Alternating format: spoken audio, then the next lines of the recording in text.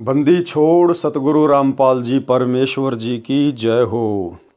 परम पिता परमात्मा सारी सृष्टि के रचनहार कुल मालिक असंख्य ब्रह्मांडों के स्वामी जगत गुरु तीनों लोकों में प्रवेश करके सबका भरण पोषण करने वाले राजाधिराज आत्माधार नाथों के नाथ देवों के देव महादेव सर्वेश्वर महेश्वर मृत्युंजय अजरो अमर आदि अनादि सनातनी प्रभु जगत पिता जगदीश्वर श्री श्री 1008 की उपाधि के वास्तविक अधिकारी अकाल मूरत शब्द स्वरूपी राम वासुदेव सर्वगतम ब्रह्म परम पूज्य प्रथम पूज्य परम संत परम पुरुष परम धनी परम दयालु सत्य कबीर हक्का कबीर अल्लाहु अकबर बाखबर अल्लाह ताला जगत के तारणहार जगत के मुक्तिदाता जगत के जगन्नाथ हारे के सहारे हिंदुओं के राम मुसलमानों के अल्लाह सिखों के वाहेगुरु ईसाइयों के मसीह दया के सागर दया निधि करुणा के सागर करुणा निधि स्वयंभू परिभू संकट मोचन कष्ट हरण मंगल करण दुख भंजन अविगत कबीर निर्विकार निर्विषम परमात्मा अलय अलेख सतगुरु आदि अनादि सतगुरु असली मर्यादा पुरुषोत्तम असली राम असली कृष्ण असली घनश्याम असली मुरारी राजाओं के राजा महाराजाओं के महाराजा शहंशाहों के शहंशाह सम्राटों के सम्राट भगवानों के भगवान अल्लाहों के अल्लाह प्रभुओं के प्रभु मसीहाओं के मसीह सच्चे वाहेगुरु बाबाओं के बाबा पीरों के पीर सेठों के सेठ जगत सेठ सावड़सा सेठ सर्वगुण संपन्न अनंत कोटि कलाओं के स्वामी अनंत कोटि ब्रह्मांडों के नायक योगियों में महायोगी ध्यानियों में महाध्यानी सिद्धों में परम सिद्ध ज्ञानियों में तत्व ज्ञानी ब्रह्म ज्ञानी महाज्ञानी परम ज्ञानी सर्वश्रेष्ठ ज्ञानी विज्ञानी युवा कबीर समरथ कबीर असमवात अमित ओझा सच्चे रहनुमा करीम अल्लाह शुभान अल्लाह दुनिया के अंतिम पैगंबर 8 सितंबर 1951 से गांव धनाना जिला सोनीपत हरियाणा भारतवर्ष की पावन भूमि पे प्रकट रियल कल की भगवान श्री नारायण साकार हरि श्री बाबा साहिब शब्द स्वरूपी राम संत श्रोमणी सतगुरु रामपाल जी परमेश्वर जी के चरण कमल में साध संगति से जुड़े हुए देश विदेश से सभी सत्सेवक भाई बहनों का अनंत कोटि दंडवत प्रणाम। सत्साई भाई और बहनों, दया पूज्य गुरुदेव भगवान की सारी सृष्टि के मालिक की असंख्य ब्रह्मांडों के स्वामी की सतगुरु रामपाल जी परमेश्वर जी की जिनके शुभ आशीर्वाद से विशेष आशीर्वाद से छप्पर फाड़ दया से आप और हम सभी सत्सेवक भाई बहन साध संगति से जुड़कर गुरुदेव भगवान के तत्व ज्ञान को आधार बनाकर अपनी आत्मा के कल्याणार्थ हेतु मोक्ष प्राप्ति के लिए निरंतर मर्यादाओं में रहते हुए भक्ति मार्ग की ओर बढ़ रहे हैं। भाई और बहनों, परमात्मा की विशेष मेहर जो गुरुदेव ने हमें साध संगति से जोड़ा, क्योंकि साध संगति इस कलयुग की बिचली पीढ़ी में सतलोक के लिए ट्रेनिंग सेंटर है। साध संगति से जोड़कर ही परमात्मा आत्मा को विकारों से मुक्त करेंगे और सतलोक के योग्य हंस बनाएंगे। आने वाले समय में पूरा विश्व जुड़ेगा, पूरी दुनिया जुड़ेगी। और जिस प्रकार से आज समय रहते आप और हम भाई बहन गुरु को इष्ट मानकर प्रत्येक मर्यादाओं में रहते हुए विषय विकारों से दूर हटकर अपनी आत्मा के कल्याण के लिए भक्ति कर रहे हैं, इसी प्रकार से साध संगति से जुड़कर इन्हीं सब मर्यादाओं को फॉलो करके आने वाले समय में पूरा विश्व भक्ति किया करेगा। तो भाई और बहनों, पूज्य गुरुदेव भगवान के कर कमल से लिखित पवित्र पुस्तक मुक्ति बोध के ऊपर वीडियो बनाने की श्रृंखला जारी है। इसी श्रृंखला में आज हमारा ये 10वें नंबर का वीडियो है। प्रत्येक वीडियो में सतगुरुदेव भगवान के आशीर्वाद से हमें बहुत कुछ अध्यात्म से संबंधित सीखने को मिलता है, जानने को मिलता है। अब हम आज के वीडियो में आगे बढ़ते हैं। पवित्र ग्रंथ मुक्ति बोध पेज नंबर 77। आज परमेश्वर जी ने अपने कर कमल से सुदामा जी की जो कथा है वो लिखी है। कथा एक चीज का भाई और बहनों, आप और हमने अब ज्ञान हो जाना चाहिए, पूरी तरह से ये आभास हो जाना चाहिए, हमारे हर प्रकार के संदेह मिट जाने चाहिए। हम जिन पवित्र सदग्रंथों को पढ़ रहे हैं, सबसे पहली बात तो ये कि ये तत्व ज्ञान समझ में आने के बाद, सतगुरु का ज्ञान समझ में आने के बाद भगत को ये पता चल जाना चाहिए कि इस पृथ्वी पर यदि कोई सबसे उत्तम सर्वमान्य सर्वश्रेष्ठ प्रमाणित सदग्रंथ है तो केवल सतगुरु रामपाल जी परमेश्वर जी के सत्संग हैं या उनके कर कमल से लिखी गई पुस्तकें हैं। बाकी गीता, वेद, कुरान, पुराण, बाइबल ये आधा अधूरा ज्ञान है, आधा अधूरा ज्ञान। और गुरुदेव भगवान जब अपने कर कमल से इन पवित्र शास्त्रों में, इन पुस्तकों में, जैसा कि हम मुक्ति बोध को पढ़ रहे हैं, यदि गुरुदेव इनमें कोई कथा शामिल करेंगे तो भाई और बहनों फिर विचार करना चाहिए, केवल परमेश्वर की ही महिमा होगी उसमें। भले जिक्र उसमें श्री रामचंद्र जी का आओ, जिक्र उसमें श्री कृष्ण और सुदामा का आओ, लेकिन गुरुदेव ने यदि उन कथाओं का जिक्र अपनी पवित्र पुस्तकों में कर दिया है तो फिर ये 100% परम सत्य है कि श्री कृष्ण जी के रूप में फिर वो लीला, वो अद्भुत कार्य, वो चमत्कार हमारे गुरुदेव भगवान ने ही किया है, कबीर परमात्मा ने ही किया है। यदि कहीं राम का जिक्र आ गया, किसी अन्य का जिक्र आ गया, ब्रह्मा विष्णु महेश का जिक्र आ गया, तो समझ लेना वो सारे अद्भुत कार्य, अद्भुत लीलाएं गुरुदेव भगवान ने स्वयं ही उन ब्रह्मा विष्णु महेश का रूप धारण करके की हैं। अन्यथा आप और हम भाई बहन, हमारी एक एक श्वास की कितनी कीमत है। गुरुदेव भगवान ने कितना वजन बताया भगत की एक एक श्वास का, कि कहता हूं कहीं जात हूं, कहूं बजाकर ढोल, श्वास जो खाली जात है ये 3 लोक का मोल। तो परमात्मा इन देवी देवताओं की झूठी महिमा करवा के हमारी श्वासें बर्बाद नहीं करवाएंगे। आप और हम भगत भाई बहनों को गुरुदेव भगवान ने इस कलयुग की बिचली पीढ़ी में पैदा केवल ब्रह्मा विष्णु महेश की, देवी देवताओं की, राम और श्री कृष्ण की महिमा के लिए नहीं किया।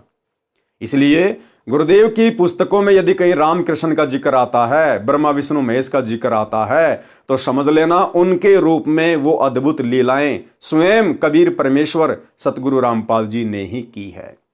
तो आज हम जो कथा सुनने जा रहे हैं सुदामा और श्री कृष्ण जी की, तो श्री कृष्ण रूप में ही सुदामा जी के चरण स्वयं कबीर परमेश्वर सतगुरु रामपाल जी परमेश्वर जी ने धोए थे। आज हम आगे बढ़ते हैं। कथा सुदामा जी को धनी बनाया। किसने धनी बनाया सुदामा जी को? श्री कृष्ण जी तथा ब्राह्मण सुदामा जी सहपाठी थे, यानी दोनों साथ साथ पढ़ा करते थे। शिक्षा काल में दोनों की घनिष्ठ मित्रता थी। शिक्षा उपरांत श्री कृष्ण जी द्वारिका के राजा बने। सुदामा जी अपना पारंपरिक कार्य कर्म कांड करके यजमानी करने लगे। वे वास्तव में ब्राह्मण थे, ग्रंथों के ज्ञान के अनुसार अपने जीवन को चलाया करते थे, परंतु ऋषियों को ही ग्रंथों के गूढ़ रहस्यों का ज्ञान नहीं था। इस कारण से साधना, शास्त्र विधि त्याग कर मनमाना आचरण जो गुरुजनों ने बताया हुआ था वही किया करते थे, जिससे वर्तमान में कोई लाभ नहीं हो रहा था। श्री सुदामा जी की किसी यजमान को भ्रमित करके रुपए या अन्य पदार्थ नहीं लेते थे। केवल अपना व परिवार का भोजन तथा कपड़े यदि आवश्यकता हुई तो लेते थे। कुछ दिन कोई क्रियाकर्म करवाने वाला नहीं आया। एक समय ऐसा आया कि सुदामा जी के पास कोई ऐसा यजमान नहीं आया कर्मकांड करवाने वाला। भोजन की समस्या पूरे परिवार को हो गई। सुदामा जी की पत्नी ने कहा कि आपके 4 पुत्र छोटे छोटे हैं, भूख से बेहाल हैं। आप कहते हो कि द्वारिकाधीश श्री कृष्ण मेरे मित्र हैं, वे द्वारिका के राजा हैं, आप कुछ धन मांग लाओ। वे आपको मना नहीं करेंगे, क्योंकि आप कहते हो कि शिक्षा काल में वे आपके परम मित्र थे। वे आपके साथ घर आते थे और इकट्ठा खाना खाते थे। सुदामा जी ने कहा कि ब्राह्मण मांगता नहीं है। क्या कहा सुदामा जी ने? कि ब्राह्मण मांगता नहीं है। और गुरुदेव भगवान अपनी वाणी में कहते हैं कि मांगण मरण समान है, मत मांगो कोई भीख, और मांगण से मरना भला या सतगुरु की सीख। कि जो ब्राह्मण होता है, जो भगत होता है, वो कभी दुनिया के आगे हाथ नहीं फैलाएगा। यहां पर भाई और बहनों मांगने के 2 अर्थ हैं। गुरुदेव ने जिस मांगने के लिए मना किया है कि वो ब्राह्मण का धर्म नहीं है, भगत का धर्म नहीं है, वो है भीख मांगना। घर घर जाके दिए माई, आटा दिए, रोटी दिए, भीख मांगना, उसको कहते हैं मांगना। वो भक्ति मार्ग में जायज नहीं है। दूसरा मांगना होता है उधार कोई वस्तु लेना, वो परमेश्वर ने यहां पर शामिल नहीं की है। उधार वस्तु, उधार पैसा कोई भी ले सकता है, किसी की भी मदद वो कर सकता है। उधार लेन देन भीख मांगने में नहीं आती है। लेकिन यहां गुरुदेव ने जिस मांगने के लिए मना किया है, और सुदामा जी ने कहा अपनी पत्नी से कि मैं मांगूंगा नहीं, वो होता है जाकर भीख मांगना। तो गुरुदेव भगवान ने क्या कहा? सुदामा जी ने कहा कि ब्राह्मण मांगता नहीं, अपने कार्य कर्म कांड करके दक्षिणा ले सकता है। श्री कृष्ण मेरे यजमान भी नहीं है, इसलिए मेरा सिर नीचा हो जाएगा। यदि मित्रता समाप्त करनी हो तो मित्र से कहो कुछ दो। ये गलती सुदामा ब्राह्मण नहीं कर सकता, भूखा मर सकता है। शास्त्रों में लिखा है कि जिसने पूर्व जन्म में दान धर्म नहीं किया वह अगले जन्म में निर्धन रहता है।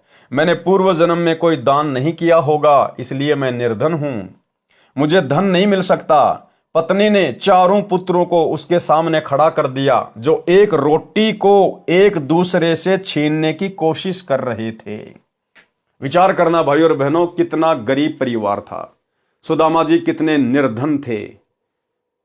सुदामा जी को भक्ति मार्ग से डगमग करने के लिए, उसकी मर्यादाएं तुड़वाने के लिए सुदामा की पत्नी ने अपने चारों बच्चों को, जो कि नंगे फटे हाल कपड़े और एक रोटी के लिए आपस में छीना झपटी कर रहे थे, उन चारों को लाकर सुदामा के सामने खड़ा कर दिया, ताकि सुदामा का दिल पसीज जाए और ये श्री कृष्ण जी के पास जाकर कुछ मांग कर ले आए। लेकिन सुदामा ब्राह्मण थे, उन्होंने मांगने का अपने मन में भी विचार नहीं किया। पत्नी ने चारों पुत्रों को उसके सामने खड़ा कर दिया, जो एक रोटी को एक दूसरे से छीनने की कोशिश कर रहे थे, जो मिसरानी ने छुपा रखी थी, जो रात को बासी बची हुई थी, रोटी भी ताजा नहीं थी, रात का बनाया हुआ खाना। और सुदामा की पत्नी ने एक रोटी छुपा के रख दी थी, और सुबह उस एक रोटी के ऊपर सुदामा के चारों बच्चे आपस में लड़ रहे थे, झगड़ रहे थे, छीना झपटी कर रहे थे। इतनी गरीबी, और उसके बाद भी सुदामा अपने मित्र से, श्री कृष्ण जी से मांगने के लिए नहीं गया। और आज हालात क्या है भाई और बहनों संगत में? 90% संगत जो सतलोक आश्रमों से जुड़ी हुई है, ज्ञान आधार उनके आसपास भी नहीं है। सतलोक आश्रम मैनेजमेंट हरियाणा ने काल प्रेरणा से प्रार्थनाओं के नाम पर नंबरों की लिस्ट जारी कर रखी है, और ये लाखों की संगत जो इन आश्रमों से जुड़ी हुई है, आए दिन हजारों की संख्या में गुरुदेव के पास में प्रार्थनाएं भिजवाती है। गुरुजी से मेरी ये प्रार्थना लगा देना, गुरुजी मेरा लड़का नौकरी नहीं लग रहा, गुरुजी मेरी लड़की को बच्चा पैदा नहीं हो रहा, गुरुजी उसकी डिलीवरी होने वाली है, गुरुजी मेरे छोरे का इंटरव्यू है, गुरुजी मैं कुआं खुदवाना चाहता हूं, फलाना दिखना। नामदान सेंटरों पे जा जाके प्रार्थनाएं लिखवा रहे हैं। अरे सुदामा से शिक्षा लेनी चाहिए। सुदामा को तो कोई तत्वदर्शी सतगुरु भी नहीं मिला हुआ था। सुदामा को यह तत्व ज्ञान भी प्राप्त नहीं था, ताकि उसको विश्वास होता, दृढ़ता आती उसमें। आज आप और हमारे को गुरुदेव ने कौन सी वस्तु देने में कमी छोड़ रखी है? शास्त्र प्रमाणित ज्ञान दे दिया। विश्वास के लिए गुरुदेव ने हमारे 100 कार्य किए, और फिर भी हम लोग मर्यादा में रहकर भक्ति ना करके, क्योंकि जो व्यक्ति मर्यादा में रहकर गुरु को इष्ट मानकर भक्ति करेगा, उसको तो किसी के आगे हाथ फैलाने की जरूरत ही नहीं पड़ेगी। वो केवल भक्ति के लिए अपने गुरु के आगे हाथ फैलाएगा कि भक्ति दान मोहि दीजियो देवन के देवा हो, जन्म पाया भूलू नहीं करहूं पद सेवाओ। वो बेटा बेटी नहीं मांगेगा सतगुरु से, क्योंकि उसको ज्ञान हो जाता है कि सतगुरु ने मेरी सर्व भौतिक और आध्यात्मिक इच्छाओं की पूर्ति के लिए मुझे अनमोल भक्ति दे दी। अब यदि मैं मर्यादा में रह के भक्ति करूंगा तो परमात्मा मुझे आवश्यक वस्तु अवश्य देगा। फिर हाथ किस लिए फैलाना, बार बार डिमांड किस चीज की करनी? क्या हमारे गुरु को पता नहीं है? क्या गुरु जी सर्वशक्तिमान नहीं है? क्या गुरु जी दिव्य दृष्टा नहीं है? क्या गुरु जी अंतर्यामी नहीं है, जो गुरु को अपने शिष्यों की तकलीफों के विषय में पता नहीं होगा? तो भाई और बहनों, आप और हम कलयुग की बिचली पीढ़ी वाले तत्वज्ञानी भगत कहां खड़े हैं? और सुदामा जी को देखिएगा, ना शास्त्रों का ज्ञान, ना कोई सच्चा गुरु प्राप्त, फिर भी अपने धर्म कर्म पर अडिग, उसको कहते हैं भगत। तब आज जाके सुदामा जी का नाम है। ये सोचा था कि एक का भी पेट नहीं भरेगा, कौन से बच्चे को दूं, इसलिए उसको छुपा रखा था। वह एक लड़के के हाथ लग गई थी, उससे अन्य छीना झपटी कर रहे थे। मिसरानी ने कहा कि आप इन बच्चों के लिए मांग लाओ। कि पंडित जी, यदि आप अपने लिए ना मांगो तो कम से कम अपने बच्चों के ऊपर तो रहम करो, ये भूखे मर रहे हैं, कम से कम इनके लिए तो मांग के ले आओ कुछ। वह दृश्य देखकर सुदामा एकांत में जाकर परमात्मा से विनय करने लगा तथा आंखों में पानी भराया। हे प्रभु, ये क्या दिन देख रहा हूं, मुझे पूर्व जन्म में कोई मार्गदर्शक ठीक नहीं मिला। देखो भाई और बहनों, कितनी गहरी शिक्षा है। ना सुदामा को तत्व ज्ञान, ना कोई सतगुरु, और उसके बावजूद भाई और बहनों, उसने परमात्मा में दोष नहीं देखा, उसने भगवान में दोष नहीं देखा, श्री कृष्ण जी में दोष नहीं देखा। अपने आप को कोसा कि हे प्रभु, मैंने पिछले जन्मों में कोई दान धर्म नहीं किया है, मैंने कोई ऐसे शुभ कर्म नहीं किए परमात्मा जिस कारण से वर्तमान में मुझे धन मिलता। परमात्मा में कोई दोष नहीं देखा उसने। और आज नाम दीक्षा लिए हुए 6 साल हो गई है, और अगर जरा सा घर में नुकसान हो गया, सबसे पहले गुरुजी में दोष देखेगा कि कहीं मैंने देवी देवता छोड़ दिए इसलिए तो नुकसान नहीं हो गया। अरे कहीं गुरुजी की भक्ति में कोई शक्ति वक्ति नहीं है इसलिए तो मेरे को नुकसान नहीं हो गया। 100 दोष काल प्रेरणा से देखना शुरू कर देगा। तो हमने शिक्षा लेनी है सुदामा जी से, अगर अपनी भक्ति को वर्तमान में सफल करना है तो। अगर आपने ज्ञान को समझकर सत्संग अच्छे से सुनकर नाम लिया है, उसके बाद भाई और बहनों, हमारा केवल एक ही टारगेट होना चाहिए, आत्मा का कल्याण। और आत्मा के कल्याण के मार्ग में हमारे ऊपर चाहे कितनी भी बाधाएं क्यों ना आए, कितनी भी समस्या क्यों ना आए, हमने अपने गुरु पर दृढ़ विश्वास रखना है। परमात्मा कहते हैं, राम नाम रटते रहो जब तक घट में प्राण, कबू तो दीन दयाल के भिनक पड़ेगी कान। और एक वाणी के माध्यम से गुरुदेव ने हमें समझाया कि नाम सहित बेवतन भला जो दर दर मांगे भीखा। और क्या हुआ, 76 की छाया चाले यो राजपाट दिल्ली का। कि हे भगत, अगर तुझे सच्चे गुरु का सच्चा नाम प्राप्त है, और यदि तुझे देश का राजा देश निकाला भी दे दे, और ऐसी नौबत आन पड़े कि तुझे भीख मांग मांग के खाना पड़े, तो भी शुक्र मनाना कि तेरे पास में गुरु का नाम है। तू उस राजा से लाख गुना अच्छा है जो भीख मांग मांग के खा रहा है, तू उस राजा से लाख गुना अच्छा है जो राजा छत्रपति है। कल को तू इस भक्ति के कारण मोक्ष प्राप्त करेगा, सदा सदा का सुख प्राप्त करेगा। और वो राजा जो आज दुनिया को सुखी दिखाई दे रहा है, कल को वो घोर यातनाएं सहेगा, 84 लाख में जाएगा। इसलिए गुरुदेव भगवान हमें शिक्षा देते हैं कि भाई हमने हर स्थिति में, परिस्थिति चाहे कैसी भी हो, और सच्चे सतगुरु से सत उपदेश लेने के बाद भी यदि कभी कभार थोड़ी बहुत परिस्थितियां बिगड़ जाती हैं, तो भाई और बहनों, उसका एक ही रीजन है कि हमारे ना जाने कितने कर्म बिगड़े हुए हैं जन्म जन्मांतरों के। ये हमारा कोई पहला जन्म थोड़ी है। परमात्मा कहते हैं, जुगन जुगन के पाप सब और जुगन जुगन के मैल, और जानत हो जगदीश तुम हमने जोर किए बदफैल। ये परमात्मा, हमने इतने पाप किए उनकी गिनती नहीं है। एक कसाई अपनी जिंदगी में कितनी हत्याएं करता है, हमने अरबों खरबों जो है वो कसाईयों के जन्म भोगे, हमने कई करोड़ों राजाओं के जन्म भोगे। राजा तो एक कसाई से भी ज्यादा जो है पाप का भागी होता है। तो हमारे इतने संचित पाप कर्मों का ढेर, और उसको परमात्मा यदि हल्का सा काट रहे हैं, थोड़ी बहुत कोई समस्या आ भी रही है, तो यही सोचना चाहिए कि परमात्मा मेरी पहाड़ जैसी समस्या को और हल्के में काट रहा है। संत शरण में आने से आई टले बला, और जय मस्तिष्क में सूली हो, फांसी हो, कहते हो कांटे में टल जा। परमात्मा फांसी की सजा को कांटे में टाल रहा है। कुछ भी हो जाए भाई और बहनों, कुछ भी, हमने अपने गुरु पर संदेह नहीं करना, हमने भक्ति पर संदेह नहीं करना, हमने निरंतर आगे की ओर ही बढ़ना है। फिर आएगा एक दिन, आएगा एक समय परमात्मा हमें वो सर्व सुख भी देगा, सर्व लाभ भी देगा, और हमारे विश्वास को गुरुदेव भगवान दृढ़ भी करेंगे। तो सुदामा जी से हमने शिक्षा लेनी चाहिए। वह दृश्य देखकर सुदामा एकांत में जाकर परमात्मा से विनय करने लगा तथा आंखों में पानी भराया, हे प्रभु, ये क्या दिन देख रहा हूं। मुझे पूर्व जन्म में कोई मार्गदर्शक ठीक नहीं मिला, जिस कारण से मैंने दान नहीं किया है। हे प्रभु, मुझसे ये भूखे बच्चे देखे नहीं जाते। या तो मुझे मार दो या फिर इन चारों को अपने पास बुला लो।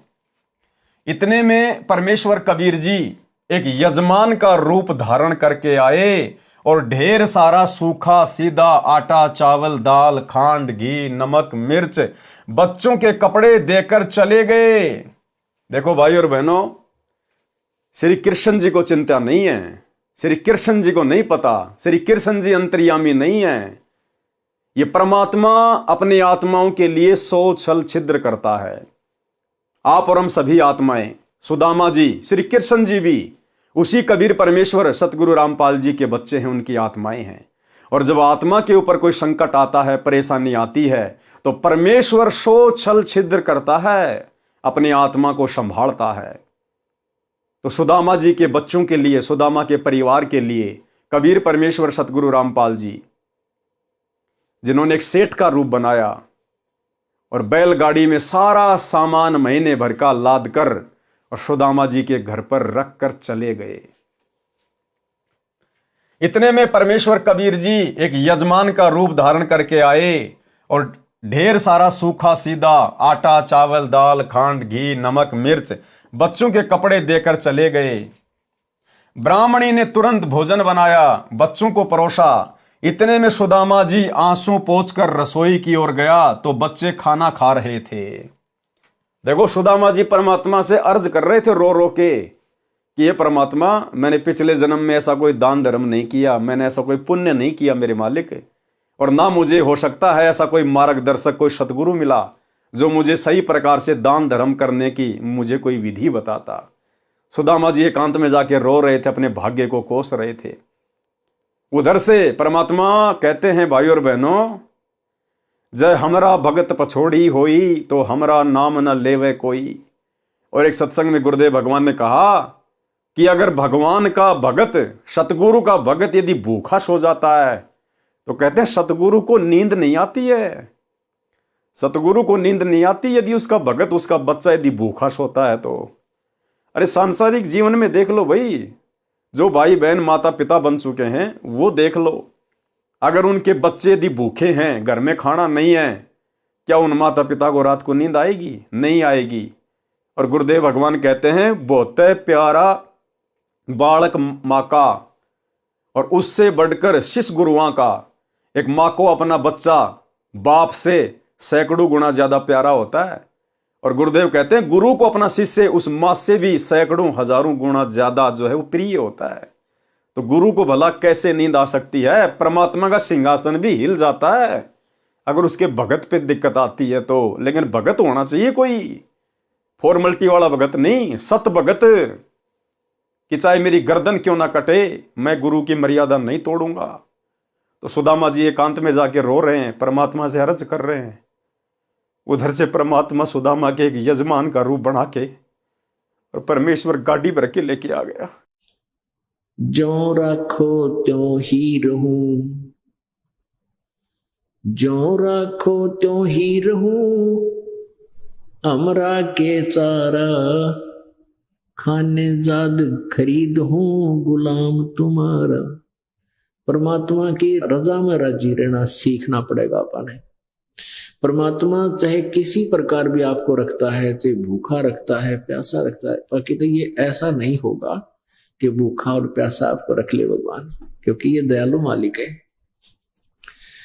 उसके बच्चे जो सही भक्ति पर लग रहे हैं वो भूखे प्यासे नहीं रह सकते हैं, उनके परमात्मा को नींद नहीं आओ। फिर उसके बच्चे जो सही भक्ति पर लग रहे हैं वो भूखे प्यासे नहीं रह सकते हैं, उनके परमात्मा को नींद नहीं आओ। फिर ऐसे ही भाई और बहनों, आने वाले समय में ये दुनिया इस परमात्मा को ना पहचान के अपने पैरों के ऊपर जो ये कुल्हाड़ी मार चुकी है, इस युग परिवर्तन के समय में जब त्राही त्राही मचेगी, अकाल पड़ेगा, सूखा पड़ेगा, उस समय भाई और बहनों यदि हमारे घर में भी कुछ नहीं होगा, यही परमात्मा सतगुरु रामपाल जी भगवान सोच छल छिद्र कर देगा। परमात्मा इस परमेश्वर को आज वर्तमान में गाड़ी लेके आने की जरूरत नहीं है, बैठा बैठा रसोई में सामान भर देगा, पीपे में आटा भर देगा, सिलेंडर में गैस भर देगा। यह परमात्मा वो समर्थ है। छोटा सा संकेत जो गुरुदेव भगवान ने किया है कि जब आपके घर में 2 दाने नहीं होंगे, सुबह मटका भरा हुआ मिलेगा। मटका सुनिए, फिर भगवान व्यवस्था करेगा। आपके घर में 2 दाने होंगे, तड़के भरा पाओगा मटका, पिप्पा भरा पाओगा आटे का, इस तरह कर देगा दाता आपके लिए। लेकिन भक्ति करवाने के लिए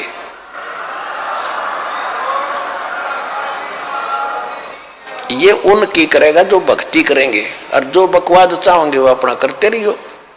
ठीक है, जैसा भक्ति भजन करेंगे उनका लाभ मिल जाएगा, लेकिन वो समस्याएं खड़ी रह जाएंगी। तो भाई और बहनों, परमात्मा कहते हैं चिंत्या तो हरि नाम की और ना चिंत्या दास, और जो कोई चिंत्या नाम बिना सोई काल की फांस। हम सत्सेवक भाई बहनों ने केवल चिंत्या एक ही बात की करनी है। अब इस स्टेज पर आने के बाद केवल मर्यादाओं की।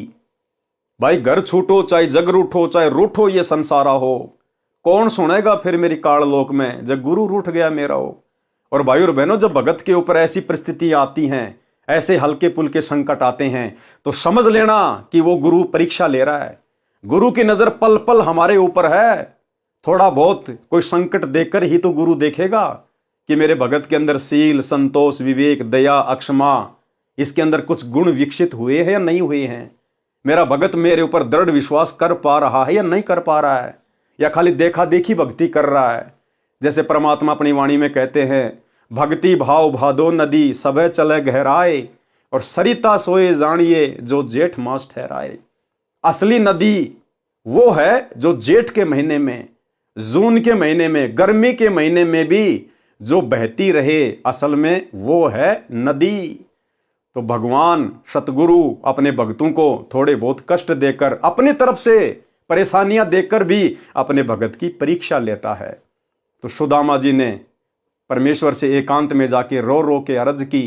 उधर से परमपिता परमेश्वर जी आए और मालिक सारा सामान घर में रख के चले गए। इतने में परमेश्वर कबीर जी एक यजमान का रूप धारण करके आए और ढेर सारा सूखा सीधा आटा, चावल, दाल, खांड, घी, नमक, मिर्च बच्चों के कपड़े देकर चले गए। ब्राह्मणी ने तुरंत भोजन बनाया, बच्चों को परोसा। इतने में सुदामा जी आंसू पोंछकर रसोई की ओर गया तो बच्चे खाना खा रहे थे। पूछने पर पता चला कि कोई भगत आया था। कौन भगत आता था भाई और बहनों? गरीब की मदद कौन करता है? गरीब की मदद तो केवल गरीब निवाज करता है, भगत की मदद केवल सतगुरु करता है। पूछने पर पता चला कि कोई भगत आया था, वह सामान दान कर गया है। सुदामा जी ने पूछा कि क्या नाम बताया था? पत्नी ने कहा कि दामोदर नाम बताया था। दामोदर, अपने आप को छुपाया परमात्मा ने, जैसे आज छुपा रहे अपने आप को। संत रामपाल जी के नाम से आ गए कबीर परमात्मा। पत्नी ने कहा कि दामोदर नाम बताया था। सुदामा जी ने अपने दिमाग पर जोर दिया तो कोई भी दामोदर नाम का यजमान उनका नहीं था, कि भाई मेरा तो कोई दामोदर नाम का कोई यजमान है ही नहीं, भला कौन दे गया। उस नाम का कोई भी व्यक्ति नगरी में नहीं था।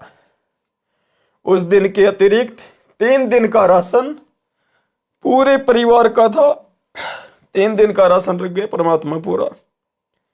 3 दिन का क्यों रखा? मालिक ने आगे भी सोच रखा था कि आगे मैं किस विधि से इन बच्चों का पालन पोषण करूंगा। उस दिन के अतिरिक्त 3 दिन का राशन पूरे परिवार का था। पत्नी ने फिर आग्रह किया कि आप श्री कृष्ण जी से कुछ मांग कर ले आओ, तो सुदामा ने हाँ कर दी। देखो भाई और बहन, हम लोग ऐसे मार खा जाते हैं, ऐसे मार खा गया सुदामा। उधर जाके जब वो भगवान से अरदास कर रहा था तो परमात्मा पीछे से यजमान का रूप बना के सब कुछ रख के चले गए। लेकिन सुदामा का धैर्य फिर जवाब दे गया पत्नी के बार बार कहने से, और फिर सुदामा ने हाँ कर दी कि ठीक है मैं जाता हूं। लेकिन मन में फिर भी यही था कि मांगूंगा कुछ नहीं, अगर नहीं जाऊंगा तो ये घर में झगड़ा करेगी, इससे अच्छा है चलो मैं जाके आ जाता हूं। अगर वो अपने आप दे देगा तो ठीक है, नहीं तो मैं नहीं मांगूंगा।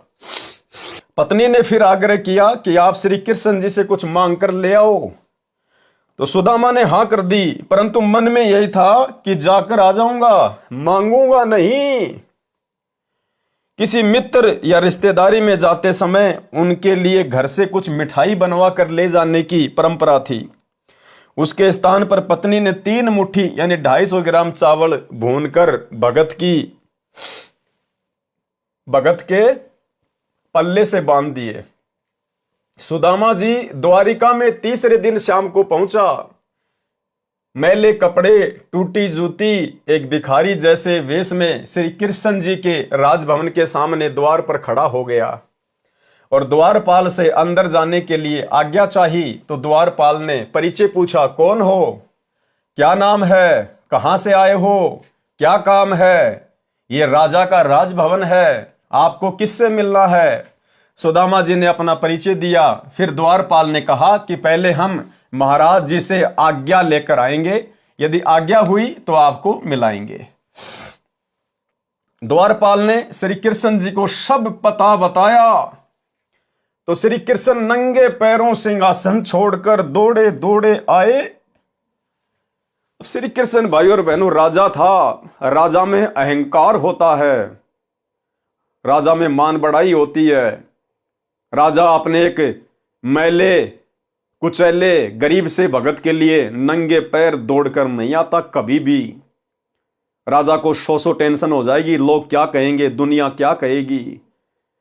वो परमपिता परमेश्वर, सारी सृष्टि का राजा कबीर भगवान सतगुरु रामपाल जी उस समय श्री कृष्ण जी के रूप में सिंहासन पर विराजमान थे और मालिक को मालूम था कि मेरा बच्चा आ रहा है। और भगवान का बच्चा और 3 लोक के देवताओं के आगे हाथ फैलाए, ये भगवान सहन नहीं कर सकता। इसलिए परमात्मा सतगुरु रामपाल जी स्वयं श्री कृष्ण रूप बनाकर सिंहासन पर जाकर बैठ गए। और जैसे ही सुदामा का नाम सुना, तुरंत नंगे पैर दौड़ लिए परमात्मा। ये परमेश्वर अपनी आत्माओं से इतना प्रेम करते हैं और आप और हम आज भी इनको नहीं पहचान पा रहे। आज हमारे लिए 21 महीने की 2006 में जेल, 2014 से 10 साल से जेल। भाई और बहनों, आम संत होता तो फांसी खा के मर जाता, फांसी खा के। परमार्थ के लिए निस्वार्थ भाव से इतना संघर्ष धरती पे कोई नहीं कर सकता। केवल एक बाप अपने बच्चों के लिए कर सकता है, परमात्मा अपनी आत्माओं के लिए ही कर सकता है। तो परमेश्वर दौड़ लिए। द्वारपाल ने श्री कृष्ण जी को सब पता बताया। तो श्री कृष्ण जी नंगे पैरों सिंहासन छोड़कर दौड़े दौड़े आए और मैले धूल भरे कपड़ों समेत सुदामा जी को गले से लगा लिया और सिंहासन पर बैठा दिया, अपने सिंहासन पर बैठा दिया परमेश्वर ने। फिर अपने हाथों सुदामा जी के पैर धोए। भाई और बहनों, आज हमें अपने गुरुदेव के चरणामृत को बनाने के लिए उनके चरण धोने में शर्म आ रही है। और यहां परमात्मा ने अपनी आत्मा को सिंहासन पर बैठाकर उनके पैर धोए गरम गरम पानी से परमेश्वर जी ने। फिर अपने हाथों सुदामा जी के पैर धोए, नहाया, नए कपड़े पहनाए, कई प्रकार का भोजन बनवाया। खाने के लिए जो चावल सुदामा जी लाए थे उनको बड़ी रुचि के साथ श्री कृष्ण जी ने खाया। भाई और बहनों, बहुत गहरी शिक्षा है, ध्यान रखना। सुदामा जी की पत्नी ने, मिश्रानी ने जो 250 ग्राम चावल, 3 मुट्ठी चावल जो दिए थे भून के, परमेश्वर ने, सतगुरु रामपाल जी भगवान ने बड़े प्रेम के साथ में खाए, बड़े आनंद के साथ में खाए। सुदामा जी के चावल का भोग लगाया परमात्मा ने। सुदामा जी के खाने के लिए कई प्लेटों में हलवा, खीर, कई सब्जी रोटी सामने रख दी। सुदामा जी को अपने घर का दृश्य याद आया कि आज शाम का खाना घर पर नहीं है। बच्चे भूखे बैठे हैं, रो रहे होंगे, माँ रोटी रोटी कह रहे होंगे, मैं ये पकवान कैसे खाऊं? यदि नहीं खाऊंगा तो श्री कृष्ण जी को पता चलेगा कि मैं कुछ नहीं मांगने आया हूं। इसलिए एक टुकड़ा लेकर धीरे धीरे खाने लगा, उंगलियों को बार बार मुख में चाटकर समय बिताने लगा। परंतु श्री कृष्ण की दृष्टि तो मित्र के मुख कमल पर थी। परमेश्वर कबीर देव सतगुरु रामपाल जी की दृष्टि तो अपने भगत के मुख कमल के ऊपर थी। और ना होती तो भी कोई बड़ी बात नहीं भाई और बहनों, ये मालिक तो अंतर्यामी है। सब हाव भाव देख रहे थे, कहा खा ले यार सुदामा, क्यों उंगली चाटे जा रहा है। सुदामा जी ने 2 रोटी खाई तथा खीर हलवा नामात्र खाया और हाथ धोकर बैठ गया। श्री कृष्ण जी ने पूछा कि बच्चे तथा भाभी जी कुशल हैं, निर्वाह ठीक चल रहा है। सुदामा जी ने कहा, अब देखो भाई और बहनों क्या कहा, आप और हमें शिक्षा लेनी चाहिए कि भगत का स्वभाव कैसा होना चाहिए। सुदामा जी कितने फटे हाल, कितने निर्धन, कितने गरीब, खुद ने पेट भर के भोजन नहीं खाया, बार बार चिंता उसको अपने बच्चों की सता रही थी कि घर में आज भोजन नहीं है, बच्चे भला क्या खा रहे होंगे। लेकिन जब भगवान ने पूछा, जब श्री कृष्ण जी ने पूछा कि बच्चे तथा भाभी जी कुशल हैं, निर्वाह ठीक चल रहा है, सुदामा जी ने कहा कि तेरी दया से है भगवान हमको सुख सारा, किसी वस्तु की कमी नहीं, मेरा ठीक गुजारा। कि ये परमात्मा आपके रहते सहते, ऐसे मित्र के रहते सहते भला आपके सुदामा को, आपके भगत को, आपके मित्र को क्या कमी हो सकती है परमात्मा। और आज गुरु जी के पास में प्रार्थनाओं पे प्रार्थना, प्रार्थनाओं पे प्रार्थना, सिर्फ मांगे जा रहे हैं, भक्ति कोई नहीं करता मर्यादा में रह के, सिर्फ हाथ फैलाए जा रहे हैं। तेरी दया से है भगवान हमको सुख सारा, किसी वस्तु की कमी नहीं, मेरा ठीक गुजारा। श्री कृष्ण जी तो समझ चुके थे कि ये मर जाएगा पर मांगेगा नहीं। उसी समय सुदामा जी को दूसरे कमरे में विश्राम के लिए निवेदन किया और राज दरबार में जाकर विश्वकर्मा जी को बुलाया, जो मुख्य इंजीनियर था, तथा सुदामा जी का पूरा पता लिखाकर उसका सुंदर महल बनाने का आदेश दिया। इस कबीर परमेश्वर जी को कोई आवश्यकता नहीं है किसी इंजीनियर को बुलाने की, ये खुद ही इंजीनियर है जिन्होंने पूरी कायनात को रचा है। इस परमेश्वर ने खुद ही सारा खेल खेला और सुदामा जी का महल बना दिया, तथा कहा कि लाखों रुपए का धन ले जा, जो भगत के घर रखाना, ये कार्य 1 सप्ताह में होना चाहिए। विश्वकर्मा जी ने 6 दिन में कार्य संपूर्ण करके रिपोर्ट दे दी। सुदामा जी प्रतिदिन चलने के लिए कहते तो श्री कृष्ण जी विशेष विनय करके रोके रहे। 7वें दिन सुदामा चल पड़ा, नए बहुमूल्य कपड़े पहने हुए थे। रास्ते में सोचता हुआ आ रहा था कि श्री कृष्ण मेरे से पूछ रहा था कि किसी वस्तु का अभाव तो नहीं है। क्या उसको दिखाई नहीं दे रहा था कि मेरा क्या हाल है? वही बात सही हुई कि मित्रता समान हैसियत वालों की निभती है। सुदामा जी के मन में दोष आ गया। अंत में परमेश्वर जी ने सुदामा जी को विदा कर दिया और बढ़िया बढ़िया सुंदर सुंदर जो है कपड़े उनको पहना दिए। अब भाई और बहनों, सुदामा के मन में ये कि देख, चलते समय और मेरी हालत को देखकर और मुझे कुछ दान धर्म तक नहीं दिया कि भाई तू ले जा, 1000 रुपए ले जा, लाख रुपए ले जा, ये सामान ले जा। भाई वो तो राजा था, कुछ भी दे सकता था, लेकिन देख मुझे कुछ नहीं दिया। और फिर मन ही मन में सोचने लगा कि लोग ठीक कहते हैं, मित्रता अपनी समान हैसियत वाले के साथ में ही होनी चाहिए, गरीब की अमीर की मित्रता नहीं होती है। और फिर मुझसे पूछ रहा है कि घर में कोई कमी तो नहीं है, क्या उसको दिखाई नहीं दे रहा था? मेरे फटे पुराने कपड़े, मेरा मैला कुचैला शरीर, क्या उसको दिखाई नहीं दे रहा था कि मैं कितना सुखी हूं और मैं कितना दुखी हूं? फिर भी मेरे से कह रहा है कि सब ठीक ठाक है ना। इतना दोष सुदामा जी के मन में श्री कृष्ण जी के प्रति आ गया। आप और हमारे लिए शिक्षा है भाई और बहनों, आप और हमारे लिए। अब सुदामा को नहीं पता था इस बात का कि तेरे वहां से निकलने से पहले ही परमात्मा ने विश्वकर्मा को आदेश देकर और तेरे घर को धन धान्य से भरपूर करने का आदेश दे दिया, तेरा महल बनवाने का आदेश दे दिया।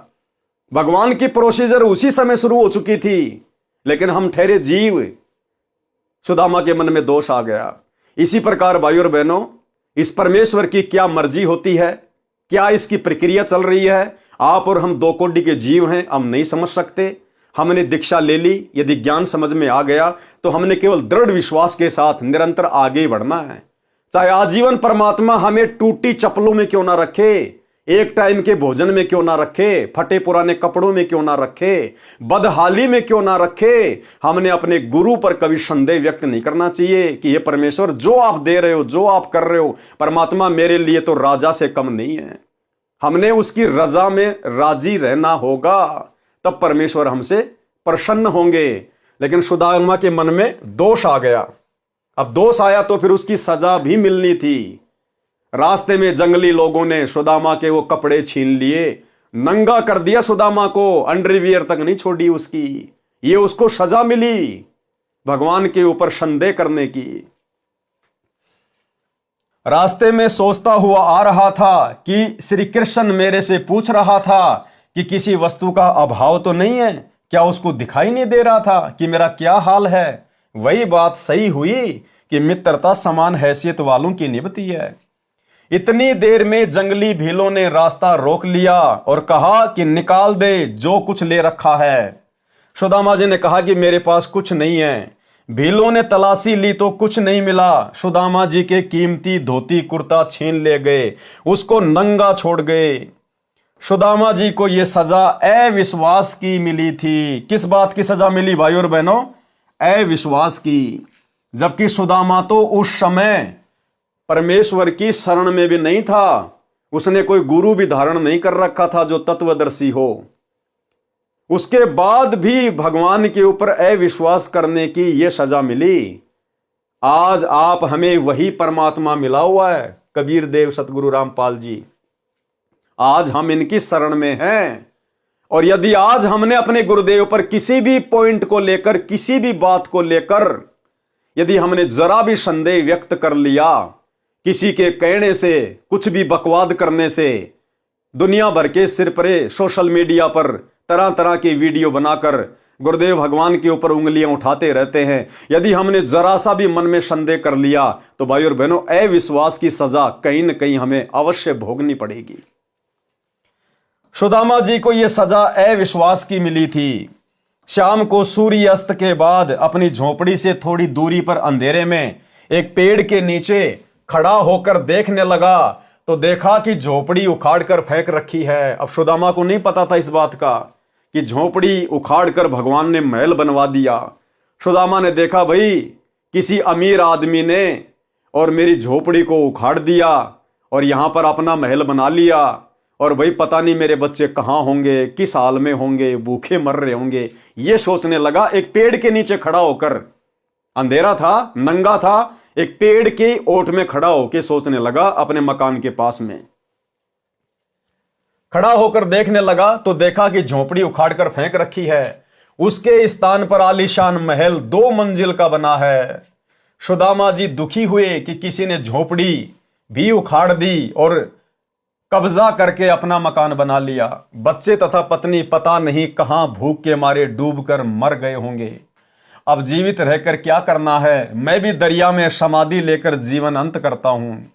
यदि परिवार जीवित भी होगा तो भूख के मारे तड़फ रहा होगा, मेरे से देखा नहीं जाएगा। वहां से चलने वाला था, उसकी पत्नी महल पर खड़ी होकर अपने पति के आने की बाट देख रही थी। जो मिसरानी थी वो महल की छत पे खड़ी होकर सुदामा का वेट कर रही थी कि पंडित जी कहीं विचलित ना हो जाएं, पंडित जी कहीं डगमग ना हो जाए। वह विचार कर रही थी कि पंडित जी अपनी झोपड़ी को न पाकर कुछ बुरी ना सोच लें। इसलिए द्वारिका के रास्ते पर टकटकी लगाए खड़ी थी। उसने उसी समय एक व्यक्ति अंधेरे में खड़ा महसूस हुआ। पंडिताइन ने देखा कि एक व्यक्ति सामने अंधेरे में खड़ा है। मिश्राणी शीघ्रता से दीपक लेकर उस ओर चली। सुदामा जी पेड़ की ओट में होकर देखने लगा कि यह स्त्री कौन है, दीपक लेकर कहां जाएगी। दीपक की रोशनी में सुदामा ने अपनी पत्नी को पहचान लिया, परंतु महल से आई है, यह क्या माजरा है। सुदामा जी ने कहा कि दीपक बुझाओ, मैं नंगा हूं। रास्ते में भीलों ने मेरे वस्त्र छीन लिए जो श्री कृष्ण जी ने नए बहुत कीमती बनवाए थे। पंडितानी ने दीपक बुझा दिया। सुदामा ने पूछा कि यह महल किसने बना दिया, अपनी झोपड़ी किसने उखाड़ दी। आपकी कृपा से सब कुशल है, किसी वस्तु की कमी नहीं है, निर्वाह ठीक चल रहा है। भाई और बहनों, विचार करने की बात है, गहरी शिक्षा है। जिस समय परमेश्वर जी ने सुदामा से पूछा, हालचाल पूछा कि गुजारा ठीक चल रहा है, घर पर सब ठीक ठाक हैं, बच्चे कुशल मंगल हैं। यदि सुदामा जी उस समय आप और हम जैसे 2 कोड़ी के कलयुगी बिचली पीढ़ी वाले भक्तों की तरह नादानी दिखा देता और रोने लग जाता कि ये परमात्मा, मैं तो बहुत गरीब हूं, मेरे बच्चे भूखे हैं, एक रोटी के लिए तड़प रहे हैं, रो रहे हैं। अगर सुदामा यदि गिड़गिड़ाना शुरू कर देता उस समय, भाई और बहनों, परमात्मा सुदामापुरी नहीं रचता, परमात्मा महल नहीं बनवाता। उसकी गिड़गिड़ाहट को देखकर एक बैलगाड़ी सामान की भर के भेज देता, इससे ज्यादा नहीं देता परमात्मा। लेकिन भगत ने दृढ़ता दिखाई, भगत ने दृढ़ता दिखाई कि भगवान आपके दया से सब कुछ कुशल मंगल है, आपके रहते सहते भला आपके मित्र को क्या हो सकता है। तब परमेश्वर प्रसन्न हुए। और आज ये दास जाया करता था 2013 में, जब दास ने दीक्षा ली गुरुदेव भगवान से, उन्हीं के आशीर्वाद से, तो जब दर्शनों के लिए गुरुदेव भगवान के पास लाइन लगा के जाया करते थे, तो भाई और बहनों, 100 में से 90 भगत केवल अपने दुख, अपनी प्रार्थना किया करते थे। गुरुजी ये समस्या है, गुरुजी ये हो गया, गुरुजी वो हो गया। सिर्फ अपने दुखों के लिए रोना धोना, सिर्फ अपने दुखों के लिए रोना धोना। और यहां सुदामा जी क्या कर रहे हैं देख लो। अरे सच्चे सतगुरु अंतर्यामी भगवान के आगे दुखों के लिए नहीं रोया जाता। इस कलयुग की बिचली पीढ़ी में वो महामूर्ख मंद बुद्धि भगत होगा जो सतगुरु के आगे दुखों को लेकर रोएगा। दुखों के लेकर वो रोएगा जिसको ज्ञान नहीं होगा, जिसको सतगुरु अंतर्यामी नजर नहीं आएगा, जिसको सतगुरु कबीर परमेश्वर नजर नहीं आएगा। अन्यथा गुरु ने हमें वो जड़ी बूटी दे दी, वो साधना दे दी, अगर हम मर्यादा में रहकर इसका जाप करेंगे, परमेश्वर बिना मांगे देगा, बिना मांगे। मैंने भी कह दिया था कि आपकी कृपा से सब कुशल है, किसी वस्तु की कमी नहीं है, निर्वाह ठीक चल रहा है। पत्नी ने कहा कि आप कहां मांगने वाले हो, वे तो अंतर्यामी हैं, सब जान गए थे। सुदामा जी ने कहा कि सब जान गए थे, इसलिए तो मेरे वस्त्र भी छिनवा दिए कि अंतर्यामी थे। और वो मेरे मन की बात को जान गए कि रास्ते में आते समय मैंने उनके प्रति क्या क्या घटिया विचार अपने अंदर पैदा किए थे। अंतर्यामी थे तभी तो मेरे कपड़े भी छिनवा दिए। मैं विचार करता जा रहा था कि देखा, मित्र मेरे से पूछ रहा था कि सब ठीक तो है, किसी वस्तु की कमी तो नहीं है। मैं सोच रहा था कि क्या उसको मेरी दशा देखकर यह नहीं पता था कि यह दशा क्या ठीक ठाक की होती है। ठीक ही कहा है कि मित्रता तो समान हैसियत वालों की निभती है। मैंने तो इतना विचार ही किया था कि उसी समय मेरे वस्त्र भी लूट लिए गए। तब मिश्रानी ने कहा कि आपकी परीक्षा ली थी, परंतु आप यहां पर चूक गए। क्या कहा मिश्रानी ने कि ये आपकी परीक्षा ली थी भगवान ने और आप यहां पर चूक गए।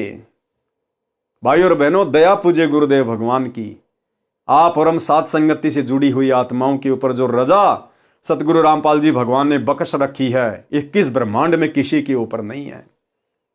पिछले 10 वर्षों से आप और हम भगत भाई बहनों ने कोई प्रार्थना हिसार जेल में नहीं लगाई। आप और हमने कोई भी संदेह, किसी भी प्रकार का कोई भी शंका अपने गुरुदेव पर और भक्ति पर नहीं की। आप और हमने केवल उनको अंतर्यामी परमेश्वर मानकर मर्यादा में रहकर भक्ति पर जोर दिया। और इसी का यह नतीजा है कि आज गुरु हम पर प्रसन्न है और गुरु ने हम सबका ज्ञान योग खोल दिया। क्योंकि ये ज्ञान योग खुले बिना हमें गुरु में कभी भी इष्ट नजर नहीं आ सकता, कबीर भगवान नजर नहीं आ सकता। तब मिश्रानी ने कहा कि आपकी परीक्षा ली थी परंतु आप यहीं पर चूके थे, उसी का झटका आपको दिया। अब देख तेरे मित्र का कमाल, अब देख परम मित्र का कमाल। साधु माई बाप है, साधु बाई बंद, साधु मिलावे राम से काटे यम के फंद। बच्चों के वस्त्र राजाओं जैसे हैं, 4 सिपाही चारों कोणों पर रखवाली कर रहे हैं। वाणी नंबर 106 में यही कहा है कि संत सुदामा जी श्री कृष्ण के संगी यानी मित्र थे, जो दारिद्र यानी निर्धनता की दरिया नदी यानी अत्यधिक निर्धन व्यक्ति था, उसके चावल खाकर कंचन सोने के महल बख्श दिए, यानी निःशुल्क मुफ्त में दे दिए। क्या खाकर? उसके चावल खाकर। देखो भाई और बहनों, परमात्मा कहते हैं खेल चाहे डिस्ट्रिक्ट लेवल का हो, चाहे नेशनल लेवल का हो, चाहे इंटरनेशनल लेवल का हो, नियम एक जैसे ही होते हैं। ठीक इसी प्रकार ये भक्ति मार्ग है। ये भक्ति चाहे 3 लोक की हो, चाहे 21 ब्रह्मांड की हो, चाहे सतलोक की हो, नियम एक जैसे ही हैं। उस अंतर्यामी कबीर परमेश्वर सतगुरु रामपाल जी को बचपन से लेकर उस समय तक सुदामा की सारी स्थिति का पता था।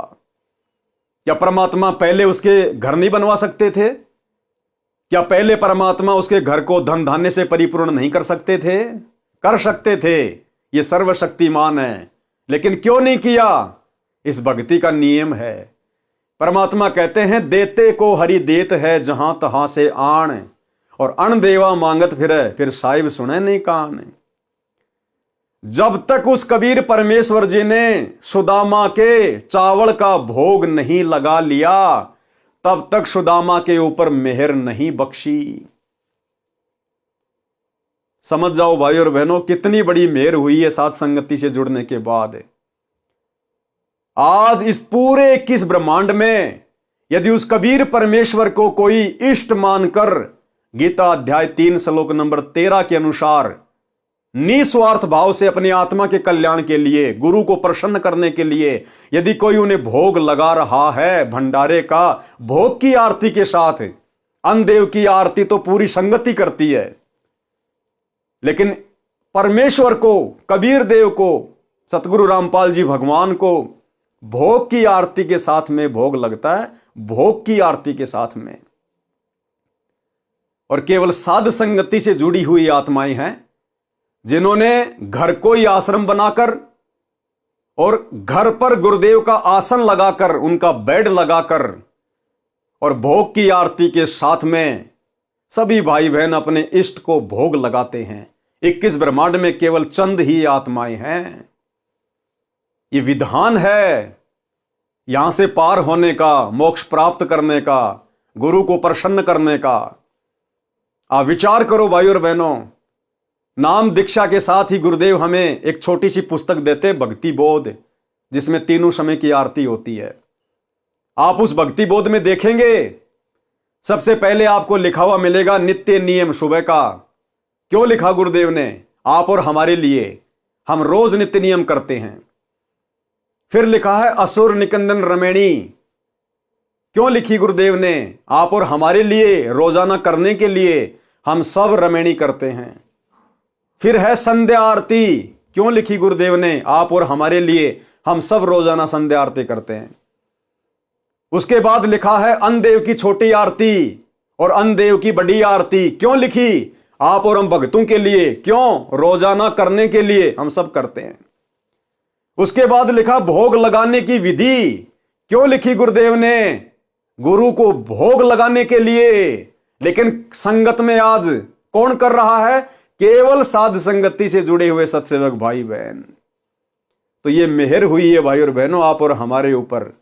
इसलिए दास बारंबार कहता है कि साध संगति से जुड़े बिना, क्योंकि साध संगति गुरुदेव भगवान का सतलोक के लिए ट्रेनिंग सेंटर है, इस साध संगति से जुड़े बिना हमारी तमाम आध्यात्मिक क्रियाएं पूर्ण नहीं हो सकती है। तो जब परमेश्वर ने वो सुदामा जी के द्वारा लाए गए चावल का भोग नहीं लगाया, तब तक कुछ नहीं दिया।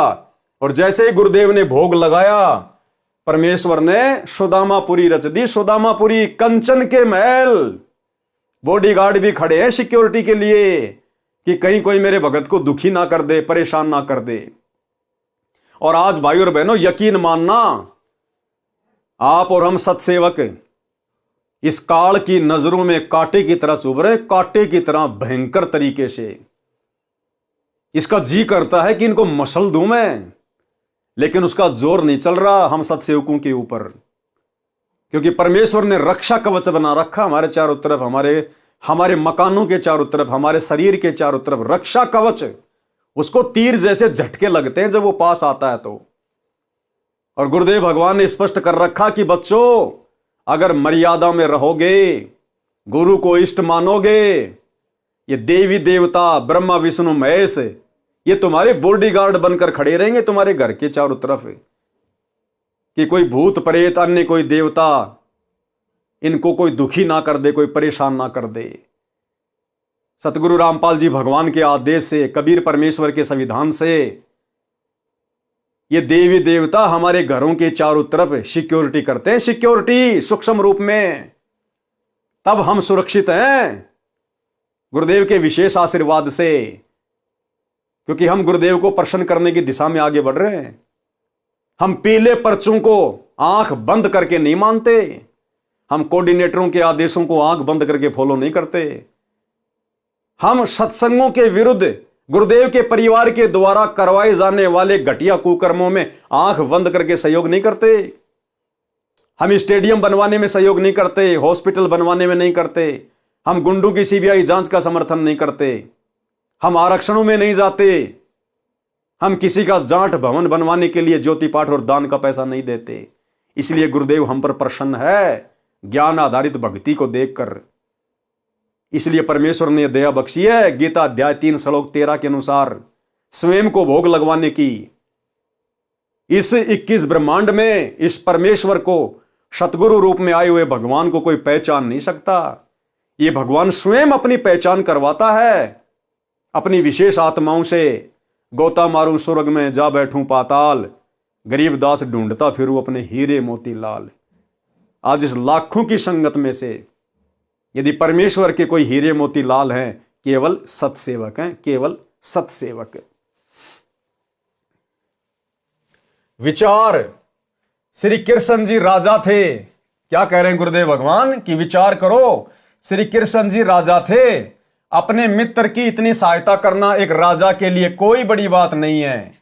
इतनी सहायता तो एक स्टेट का मंत्री अपने मित्र की आसानी से कर सकता है। परमेश्वर कबीर जी ने एक अति निर्धन मुसलमान लुहार तैमूर लंग की एक रोटी खाकर 7 पीढ़ी का राज्य बख्श दिया था। उसी जीवन में तैमूर लंग राजा बना जिसका राज्य विशाल था। दिल्ली की राजधानी पर उसने अपना प्रतिनिधि छोड़ा था। उसकी मृत्यु के उपरांत कुछ समय दिल्ली की गद्दी पर अन्य ने कब्जा कर लिया था। फिर तैमूर लंग के परपोत्र बाबर ने सन 1526 में लोधी वंश के इब्राहिम लोधी को पानीपत की पहली लड़ाई में हराकर दिल्ली पर कब्जा कर लिया। बाबर से औरंगजेब तक 6 पीढ़ी तथा प्रथम तैमूर लंग, इस प्रकार कुल 7 पीढ़ी का राज्य परमेश्वर कबीर जी ने तैमूर लंग को दे दिया। अब यहां गुरुदेव भगवान ने अपनी समर्थता बताई है, कबीर भगवान की यानी अपनी स्वयं की समर्थता बताई है। हालांकि सुदामापुरी रचने वाले भी कबीर भगवान ही थे, लेकिन सांसारिक लोगों को समझाने की दृष्टि से गुरुदेव यहां कह रहे हैं कि विचार करो कि श्री कृष्ण जी ने सुदामापुरी अगर वो रच भी दी, धन धान भी दे दिया, तो क्या दे दिया? इतनी सहायता तो एक मंत्री भी अपने मित्र की आसानी से कर सकता है। और फिर कह रहे हैं देखो परमात्मा की समर्थता। तैमूर लंग की एक रोटी खाई थी कबीर भगवान ने, एक रोटी, और 7 पीढ़ी का राज दे दिया। 7 पीढ़ी का, तैमूर लंग से लेकर औरंगजेब तक, बाबर, हुमायूं, ये सारे के सारे एक रोटी खाकर। तो उस परमेश्वर की समर्थता के आगे श्री कृष्ण जी ने भला अपने मित्र सुदामा की क्या सहायता कर दी? उसके आगे तो ऊंट के मुंह में जीरे के बराबर भी नहीं किया। तो भाई और बहनों, हर प्रकार से ये परमेश्वर समर्थ है, सभी आत्माओं का साथी है। इन छोटे मोटे अवतारों के रूप में भी सारा कार्य अपनी आत्माओं का ये परमेश्वर ही सिद्ध करता है। नंबर 1, तैमूर लंग जिसकी परमात्मा ने एक रोटी खाई थी, जिसके बदले 7 पीढ़ी का राज दिया था। सबसे पहले तैमूर लंग ने राज्य किया। दूसरे नंबर पर बाबर, तीसरे पर हुमायूं पुत्र बाबर, चौथे नंबर पर अकबर पुत्र हुमायूं, 5वें नंबर पर जहांगीर पुत्र अकबर, 6ठे नंबर पर शाहजहां पुत्र जहांगीर, 7वें नंबर पर औरंगजेब पुत्र शाहजहां। और उसके बाद में दिल्ली का साम्राज्य टुकड़ों में बंटना शुरू हो गया था। सन 1526 से 1707 तक बाबर से लेकर औरंगजेब ने दिल्ली का राज्य किया। विशेष भिन्नता, जन्म मरण का कष्ट न श्री कृष्ण का समाप्त है न सुदामा का हुआ। दोनों ही आगे के जन्मों में अन्य प्राणियों के शरीरों में जाएंगे। और तैमूर लंग की एक रोटी खाकर भगवान ने 7 पीढ़ी का राज तो दिया दिया, साथ में परमात्मा ने मोक्ष का अधिकारी भी बना दिया। तैमूर को 7 पीढ़ी का राज्य भी मिला और मोक्ष भी मिला। सहायता में इतना अंतर समझें, जैसे सहायता तो स्टेट का मंत्री करे, दूसरा देश का प्रधानमंत्री करे। दोनों के सहायता करने में रात और दिन का अंतर होता है। कबीर जी यानी सत्य पुरुष को प्रधानमंत्री जानो और श्री कृष्ण जी श्री विष्णु जी को प्रांत का मंत्री जानो। फिर भी बात भक्ति की चल रही है। कबीर जी ने कहा है कि कबीर जो जाकी शरणा बसे ताको ताकी लाज, जल स्यों ही मछली चढ़े बह जाते गजराज। वाणी नंबर 107 का सरलार्थ। आगे गुरुदेव भगवान ने भगत नंदा नाई की जो कथा है उसको शामिल किया है। भगत नंदा नाई सैन की कथा, नाई को कहते हैं सैन। नाई समुदाय में एक महान भगत नंदा जी हुए हैं। नाई को सैन भी कहते हैं। वे परमात्मा की धुन लगन में लगे रहते थे। हालांकि उस समय भगत नंदा जी को कोई सच्चा मार्गदर्शक प्राप्त नहीं था, कोई तत्वदर्शी संत प्राप्त नहीं था। पिछले जन्म की बैटरी चार्ज थी, भक्ति में आस्था थी, और जिसने जैसा भी उनको नाम दे रखा था उस भक्ति में वो मस्त रहते थे। धुन लगा के भक्ति करते थे, सुरती नृत्य से मन लगाकर। राजा के निजी नाई थे और वहां का जो राजा था भगत नंदा जी उसका हजाम किया करते थे, उसकी सेविंग किया करते थे। वो उसका निजी नाई था। रोजाना राजा की हजामत यानी दाढ़ी काटने जाया करते थे। राजा के सिर की मालिश करने भी जाते थे। भगत नंदा जी एक दिन भगवान की भक्ति में इतना मगन हो गया कि उसको ध्यान नहीं रहा कि मैंने राजा की हजामत करने जाना है। देखो कितनी बड़ी बात है भाइयों और बहनों। आज हमें सच्ची भक्ति मिल गई तो भी हमारा ध्यान ये काल इन मंत्रों पर नहीं लगने दे रहा, भक्ति में नहीं लगने दे रहा। दुनिया भर की टेंशन कुछ तो काल ने दे रखी है। कुछ हम भक्तों ने ज्ञान को अच्छे से ना समझकर दुनिया भर की टेंशन, कारोबार, धंधा हमने भी फैला रखा है और हमारा इस भक्ति पर वो ध्यान नहीं लग रहा। उस सुरती नृत्य से आज हम मंत्र नहीं कर पा रहे जो करने चाहिए, जो गुरुदेव चाहते हैं। और इधर नंदा जी, ना इनको ये सतनाम मिला हुआ था, ना सच्चा गुरु था, और जैसी भी साधना थी उसको तन मन से किया करते थे। भगत नंदा जी एक दिन भगवान की भक्ति में इतना मगन हो गया कि उसको ध्यान नहीं रहा कि मैंने राजा की हजामत करने जाना है। राजा की दाढ़ी बनाने जाने का निर्धारित समय था, वह समय जा चुका था। जैसे मान लीजिए राजा की दाढ़ी सुबह वो 11 बजे करता था प्रतिदिन, लेकिन उस समय वो भक्ति में लीन हो गया और वो 11 बजे का समय निकल गया। अब नंदा जी को पता था कि भाई राजा कितना गुस्से वाला है और भाई आज तो तेरे को परिवार समेत वो कोल्लू में पेलेगा, फांसी पे चढ़ाएगा, सूली की सजा तोड़ेगा। इतना भयभीत हो गया। राजा की दाढ़ी करने जाने का निर्धारित समय था, वह समय जा चुका था। 2 घंटे देर हो चुकी थी। राजाओं की जुबान पर दंड रहता था। जो भी नौकर जरा सी गलती करता था तो उसको बेरहमी निर्दयता से कोड़ों से पीटा जाता था। अचेत होने पर छोड़ा जाता था। शरीर की खाल उतर जाती थी, रो रो कर बेहोश हो जाता था। यह दृश्य भगत नंदा कई नौकरों के साथ देख चुका था। आज उनको वही भय सता रहा था। कांपते कांपते राजा के निवास पर पहुंचे। राजा के पैरों में गिरकर देर से आने की क्षमा याचना करने लगा। भगत नंदा जी जाते ही राजा के पैरों में लौटकर रोने लग गए, पैर पकड़ लिए, क्षमा याचना करने लगा। कहा कि माई बाप आगे से कभी गलती नहीं करूंगा। भगत ने देखा कि राजा की दाढ़ी बनाई हुई थी, सिर में मालिश भी कर रखी थी।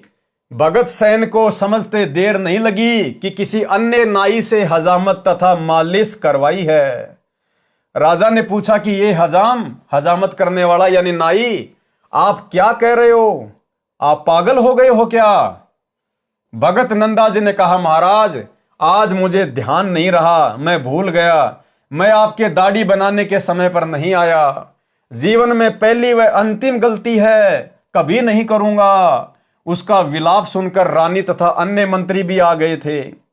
राजा ने कहा कि सैन, आप अभी अभी दाढ़ी बनाकर सिर में मालिश करके गए हो। राजा ने क्या कहा कि भगत जी आप तो अभी अभी मेरी दाढ़ी बनाकर और सिर में मालिश करके गए हो। आप क्या कह रहे हो? आप देर से आए हो? क्या नींद में बोल रहे हो? भगत नंदा जी ने कहा कि नहीं महाराज, आपने किसी अन्य नाई से हजामत कराई है, मैं तो अभी अभी आया हूं। राजा ने सैन भगत के घर पर मंत्री भेजकर पता कराया तो उसकी पत्नी भी रो रही थी कि आज पति देर से गए हैं, उनको दंड दिया जा रहा होगा। मंत्री ने पूछा कि क्यों रो रही हो बहन? भगतमती ने बताया कि मेरे से गलती हो गई, मैंने भगत को याद नहीं दिलाया। भगती पर बैठने से पहले भगत ने कहा था कि कुछ समय पश्चात मुझे याद दिलाना कि राजा की सेवा करने जाना है, मैं भी भूल गई।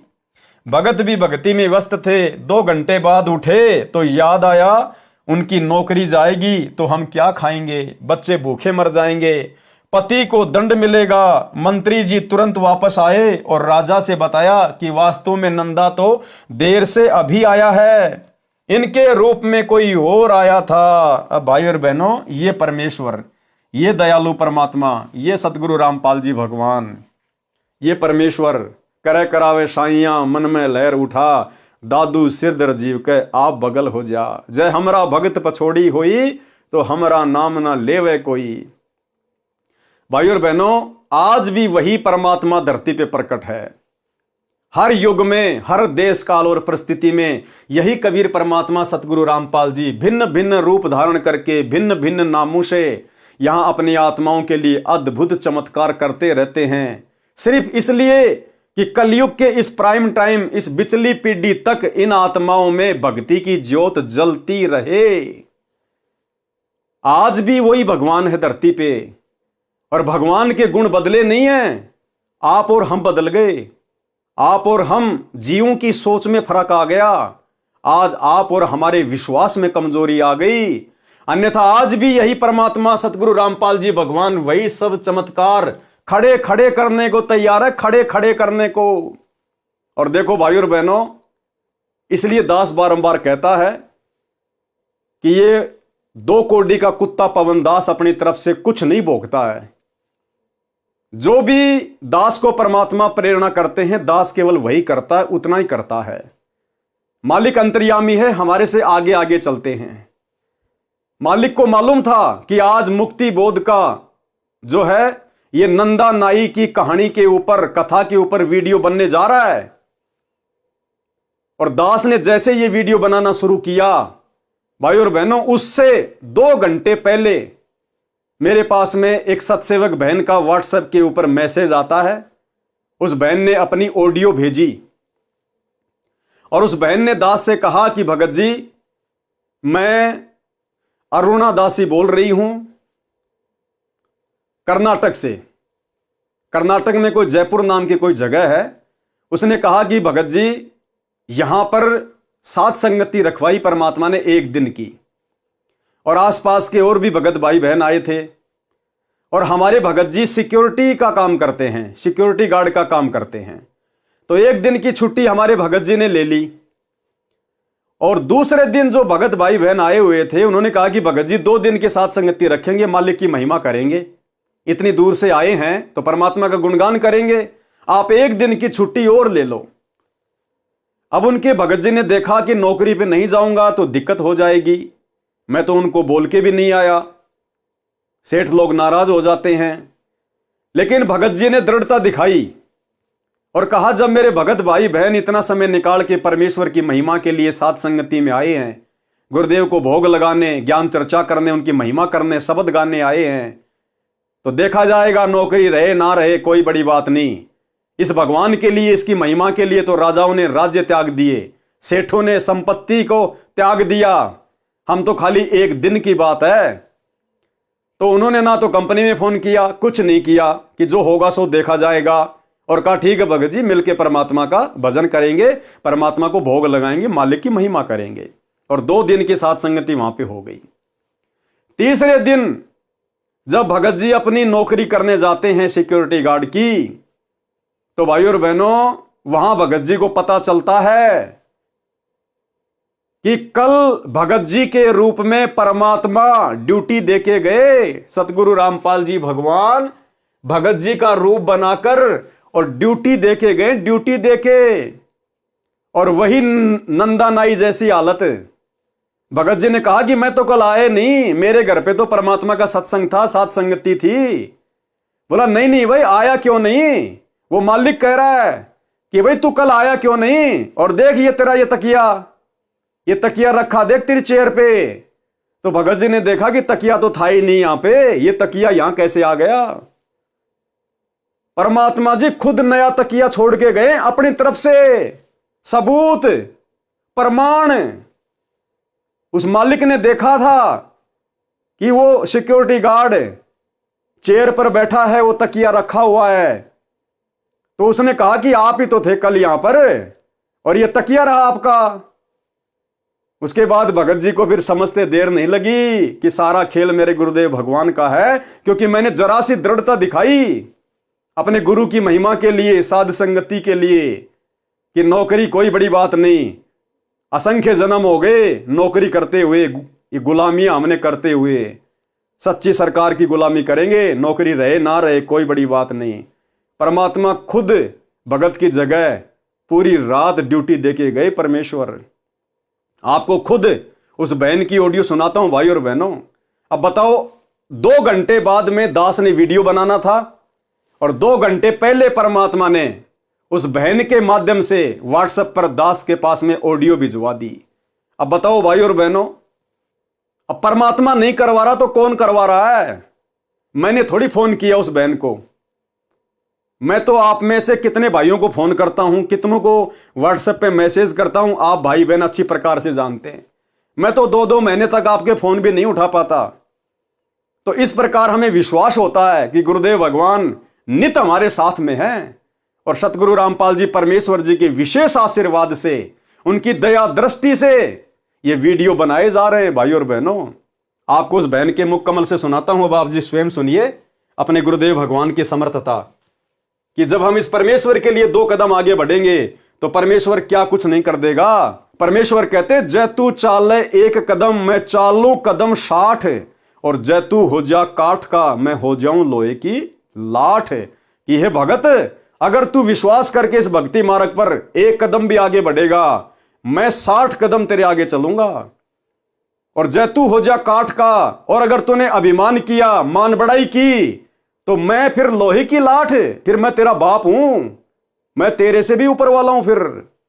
तो परमात्मा कहते हैं, भगत बन के भक्ति करेगा तो तेरे आगे खड़ा रहूंगा, तेरे पीछे खड़ा रहूंगा। और अगर जरा सी मान बढ़ाई, अहंकार आ गया, फिर समझ लेना, हिरण्याकुश की छाती भी हमने फाड़ी थी, कंस को भी हमने मारा था, रावण को भी हमने मारा था, फिर हम नहीं बकसते किसी को। तो अब आपको बहन के मुख कमल से सुनाते हैं परमात्मा ने क्या चमत्कार किया। यानी भाई और बहनों, हमें विश्वास होना चाहिए, ये भक्ति युग चल रहा है। आने वाले समय में खड़े खड़े चमत्कार होंगे, इस प्रकार के खड़े खड़े। देखो, आज ये विज्ञान है, आज ये विज्ञान है, और आज ये विज्ञान से सारे सब कुछ ये काम हो रहे हैं। टीवी, रेडियो, इंटरनेट जो भी है, ये गाड़ियां वगैरह, ये बसें वगैरह, ये एरोप्लेन वगैरह। अब पहले के समय में क्या था भाई और बहनों, ये विज्ञान नहीं थी। पहले के समय में आध्यात्मिक विज्ञान थी। पहले लोगों की भक्ति से परमात्मा चमत्कार किया करते थे, उनमें सिद्धियां आ जाया करती थी। इस विज्ञान की आवश्यकता नहीं थी पहले।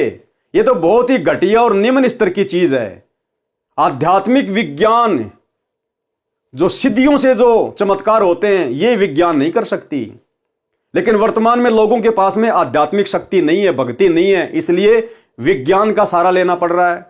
और पहले के टाइम पे ये विज्ञान नहीं थी। पहले के समय में भक्ति हुआ करती थी, लोग अपनी तपस्या करते थे, भक्ति करते थे, मंत्रों का जाप करते थे, मर्यादाओं में रहा करते थे, जिस कारण से उनके साथ में चमत्कार हुआ करते थे, उनके अंदर वो सिद्धियां आ जाया करती थी। और वो सिद्धियों से कुछ भी कर सकते थे, कुछ भी। तो भाई और बहनों, वर्तमान में आप और हमारे पास में वो भक्ति है जो भक्ति सतयुग में नहीं थी, त्रेता में नहीं थी, द्वापर में नहीं थी।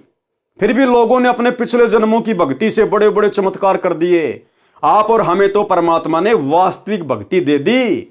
और गुरुदेव कहते हैं जो तुम सुमरण कर रहे हो इसमें 24 सिद्धियां हैं, 24 सिद्धियां। लेकिन आप लोगों ने सिद्धियों का प्रयोग नहीं करना। ये सिद्धियां तुम्हारे ऊपर जब कोई संकट आएगा ऑटोमेटिक अपना काम करेंगी, ऑटोमेटिक। तुमने इन सिद्धियों से कार्य लेने की जरूरत नहीं है, अन्यथा मर्यादा खंडित हो जाएगी। जब तुम्हारे ऊपर कोई आपत्ति आएगी, इस भक्ति की शक्ति से ये सिद्धियां ऑटोमेटिक तुम्हारे साथ रहेंगी, ऑटोमेटिक अपना काम करेंगी। इसलिए भाई और बहनों, आप और हमने डरने की, घबराने की जरूरत नहीं है। समर्थ हमारे साथ में है, समर्थ की सच्ची भक्ति हमारे पास में है। हमने केवल डरना है तो मर्यादा टूटने से, कि हमारी भक्ति पंचर ना हो जाए, हमारे गुरुजी नाराज ना हो जाएं। आने वाले समय में यह परमात्मा खड़े खड़े चमत्कार करेगा। चमत्कार तो आज भी कर रहा है, साथ में तो आज भी है। वो सिद्धियां आज भी हमारे साथ में बराबर काम कर रही है। तभी तो हम इस घोर कलयुग में हर प्रकार से संघर्ष करते हुए भक्ति कर पा रहे हैं। अन्यथा ये भक्ति काल एक सेकंड भी आपको इस भक्ति पे नहीं टिकने दे, एक सेकंड भी। अगर गुरुदेव भगवान का विशेष आशीर्वाद और ये भक्ति की शक्ति ना हो तो अब सुनिए बहन के मुख कमल से किस प्रकार से गुरुदेव भगवान ने, जिस प्रकार नंदा नाई के लिए परमात्मा ने नंदा नाई की जगह नौकरी की, राजा की हजामत बनाई, सेविंग की, इसी प्रकार अपने भगत के लिए, अपने सत्सेवक के लिए गुरुदेव भगवान ने सिक्योरिटी गार्ड की नौकरी की। सुनिएगा भाई और बहनों। सत्साई पवन भाई विजयपुर कर्नाटक में 2 दिन की सत्संगति थी अरुणदास जी के घर में। तो सभी भाई भगत आए हुए थे।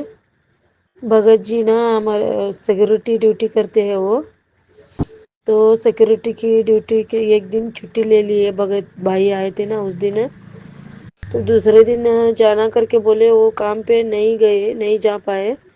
तो सभी भाई भगत बोल रहे थे कि भगत जी आज एक दिन की छुट्टी ले लो करके। भगत जी थोड़ा डर रहे थे। तो भगत जी ने क्या किया, परमात्मा के ऊपर भरोसा रख के परमात्मा को दंडवत प्रणाम किया। परमात्मा के चरण को सब के चिंता छोड़ के उस दिन भगत जी ने छुट्टी की। तो भगत जी के रूप में परमात्मा ने वही जगह पे जाके सिक्योरिटी की ड्यूटी की। परमात्मा ने उधर प्रमाण के लिए तकिया छोड़ के गए। परमात्मा ने भगत जी के रूप में ड्यूटी करी। परमात्मा ने भगत जी नाइट ड्यूटी। सत्साहेब भगत जी, पवन भाई सत्साहेब और सत्साहेब पवन भाई।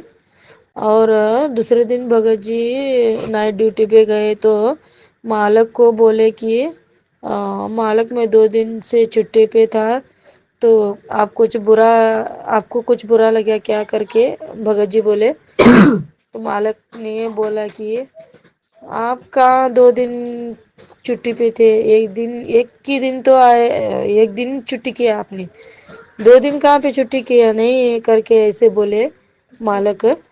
तो भगत जी उनको पूछे ये तकिया किसका है मालक, दूसरे को लगाए थे क्या ड्यूटी पे करके बोले।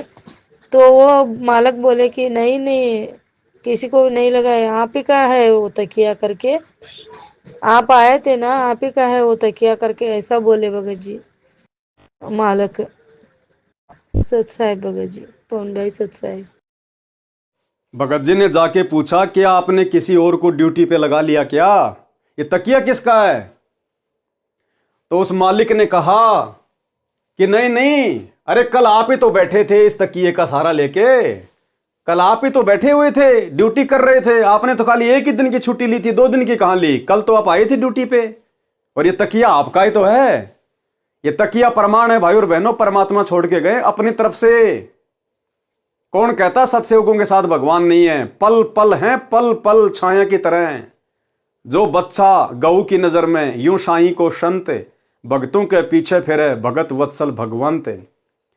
अरे जब पीपा भगत जी और उसकी पत्नी सीता जी द्वारिका देखने के लिए समुद्र में छलांग मार गए, तो उस समय अगर कोई यह सोचता कि श्री कृष्ण जी थे तो श्री कृष्ण जी ने तो खाली एक अंगूठी दी थी उनको वापस आते समय कि लो मेरी अंगूठी लेके जाओ। थे वो खुद कबीर परमात्मा ही जिन्होंने श्री कृष्ण जी के रूप में समुद्र के नीचे द्वारिका रच दी अपने भगत के लिए, और वापस आते समय उन्होंने अपनी अंगुली से अंगूठी निकाल के दी जो आज भी वृंदावन में रखी हुई है। तो उस समय तो एक छोटी सी अंगूठी दी थी, आज तो भगवान 5 किलो का तकिया रख के चले गए। तकिया वही भगवान है आज भी, दूसरा नहीं है। भगवान नहीं बदला है। कौन कहता है भगवान आते नहीं, हम भिलनी के जैसे बुलाते नहीं, मीरा के जैसे बुलाते नहीं। तो ये भाई और बहनों, अब ये चमत्कार नहीं तो और क्या है। धरती पर परमात्मा प्रकट है, पल पल अपने सत भक्तों के साथ में है। अगर जरूरत है तो केवल विश्वास करने की। अब यदि भाई और बहनों भगत जी विश्वास नहीं करते और कहते कि नहीं नहीं भगत जी मेरे को ड्यूटी पे जाना जरूरी है, नहीं तो मालिक मुझे नौकरी से बाहर निकाल देगा। अगर राजा सिकंदर लोदी की तरह जनता के दबाव में आके, जिस प्रकार राजा सिकंदर लोदी बार बार नाम दीक्षा लेने के बाद भी कबीर परमात्मा के साथ में दुर्व्यवहार करता था, यह सोचकर कि जनता कहीं मेरा राज्य ना छीन ले, इसी प्रकार यदि भगत जी भी नौकरी के डर से कि मालिक मुझे सिक्योरिटी गार्ड से निकाल ना दे, और अगर दूसरे दिन की साथ संगति ना रखवाते, तो परमात्मा नाराज हो जाते कि नालायक, तुझे भक्ति और भगवान की महिमा से ज्यादा अपनी नौकरी प्यारी है। परमात्मा 2 मिनट में नौकरी को ठोकर मरवा देते और मर्यादा खंडित होती, वो अलग। लेकिन भगत ने हिम्मत दिखाई, परमात्मा पे विश्वास किया कि बाढ़ में जाए नौकरी। हम तो बड़े बड़े राजा रह चुके हैं, सिक्योरिटी गार्ड की नौकरी कौन सी बड़ी बात है। अरे हमारा पेट सिक्योरिटी गार्ड की नौकरी नहीं भरेगी, हमारा पेट वो भरेगा जो पूरी दुनिया की सिक्योरिटी करता है, जो तीनों लोकों में प्रवेश करके सबका भरण पोषण करता है। वो कबीर देव सतगुरु रामपाल जी, वो हमें नौकरी भी देगा, वो हमारा पेट भी भरेगा। भगत ने विश्वास किया और आए हुए भक्तों का दिल नहीं तोड़ा, और एक दिन की साथ संगति और रख दी, परमात्मा की महिमा की भोग लगाया, और उधर भगवान अपने भगत की जगह बैठ के नौकरी कर रहा है। तो बताओ भाई और बहनों, कौन कहता कि केवल नंदा नाई के लिए भगवान ने राजा की हजाम बनाई। यहां भी देख लो, वर्तमान में आपकी आंखों के सामने है। तो परमात्मा धरती पर है, विश्वास की जरूरत है भाई और बहनों। चाहे शीश कट जाए लेकिन मर्यादा नहीं तोड़ेंगे, लोक लाज में नहीं आएंगे, मर्यादाओं को लेकर किसी के आगे नहीं झुकेंगे।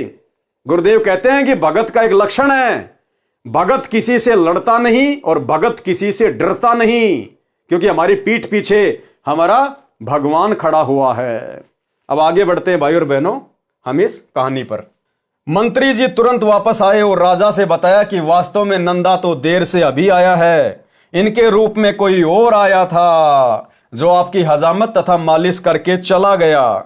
यह बात सुनकर राजा को समझते देर नहीं लगी कि भगत सैन के रूप में भगवान ही आया था, भगवान ही आए थे।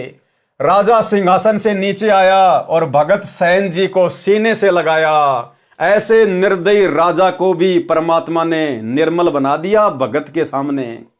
राजा सिंहासन से नीचे आया और भगत सैन जी को सीने से लगाया और कहा कि भगत, मैं तेरे को सेवा से मुक्त करता हूं, कि मैं आज तेरे को सेवा से आजाद करता हूं। आज के बाद तू मेरी दाढ़ी नहीं बनाएगा और पूरी जिंदगी का तेरे बच्चों का पालन पोषण की मैं जिम्मेदारी लेता हूं। देखो, थोड़ा सा विश्वास, भक्ति में ध्यान दिया उसने भक्ति में ध्यान दिया, लगन लगा के निरंकार भाव से अपनी भक्ति में मस्त था, सब चिंताओं को छोड़कर। देख लो, जरा सा भक्ति में ध्यान क्या लगाया, परमात्मा ने आजीवन का सुख दे दिया, आजीवन का सुख। तेरे को राज दरबार में दरबारी रखता हूं। मेरे को दोष लगा है कि भगत के स्थान पर भगवान ने मेरी दाढ़ी बनाई, सिर की मालिश की, मैं इस पाप को कैसे धो पाऊंगा। नंदा जी भी समझ गए कि मेरे कारण परमात्मा को कष्ट हुआ और जोर जोर से रोने लगे कि हे परवरदिगार, मुझ 2 कौड़ी के दास के कारण आप स्वर्ग छोड़कर यानी सतलोक छोड़कर हजाम बने, नाई बने, मुझे उठा देते भगवान। आपको कष्ट उठाना नहीं पड़ता, मैं समय पर आ जाता। इसलिए वाणी के माध्यम से बताया है कि सच्चे भगत पर परमात्मा ऐसे कृपा करते हैं। और यकीन मानना भाई और बहनों, आज भी ये परमात्मा आप और हमारे गुप्त रूप में सैकड़ों कार्य कर रहा है। कोई ये ना सोचे कि मेरे ऊपर कोई विशेष आपत्ति नहीं आ रही, कोई परेशानी नहीं आ रही नाम दीक्षा लेने के बाद, ये हमारी महाभूल है।